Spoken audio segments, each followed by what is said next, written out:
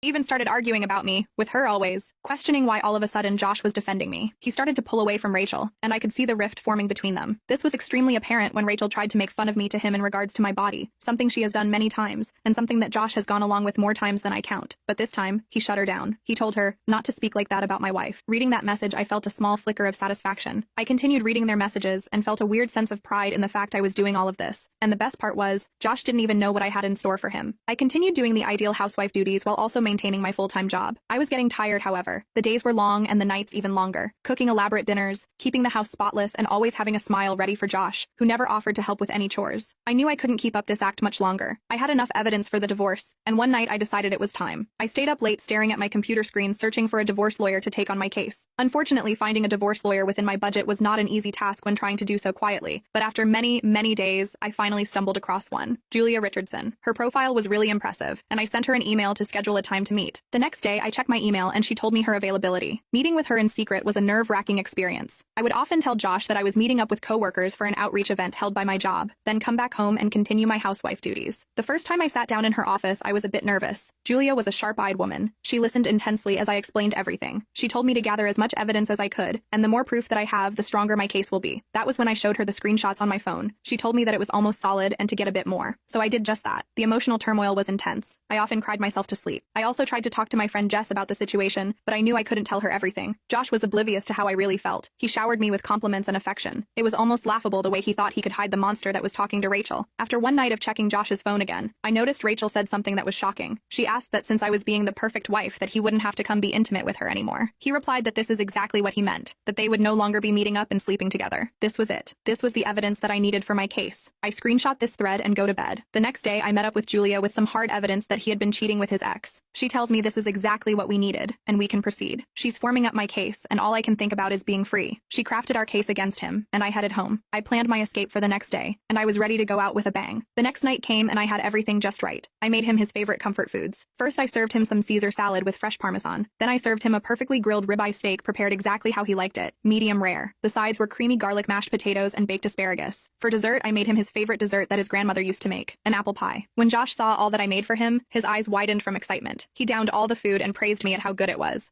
I smiled back at him and told him how much he deserved it. I felt a bittersweet satisfaction. He told me he wanted to show how much he appreciated me and took me to the bedroom. For the first time in weeks, I didn't feel nauseated by his touch. Instead, I felt a cold, detached feeling. I was ready to end this charade. I excused myself to the bathroom and came back out with his favorite clothing on me. He couldn't keep his eyes off of me, and then we got to action. This was the best I ever screwed him. Even better than our wedding night. After about 10 minutes, he was out like a light. I effed his brains out. I looked over at him as he slept peacefully. I left the divorce papers on the kitchen counter and quietly packed up the rest of my belongings and headed to the car. I headed to my brother's house where he lived a couple states away, and the whole car ride I blasted my favorite pop music. I felt the weight of Josh flow away as I sang my playlist. After a couple hours, I had finished my playlist and was left alone with my thoughts. I drove through the night, occasionally stopping for food at the diners or to use the restroom. The night was more beautiful than I could imagine. I can't even begin to describe how good I felt driving through the night to Virginia. I kept glancing at the clock on the dashboard, watching the hours tick by. It was way past midnight, and I hadn't slept a bit, and the months of exhaustion hit me like a truck, but I just wanted to put as much distance as I could between me and everything I was leaving behind. A couple weeks later, we both had to appear in court. The divorce proceedings were painful. Seeing Josh again, even in such a mundane environment of the lawyer's office, was hard. He looked broken and defeated. He was a shadow of the man he once was. The courtroom was cold and emotionless.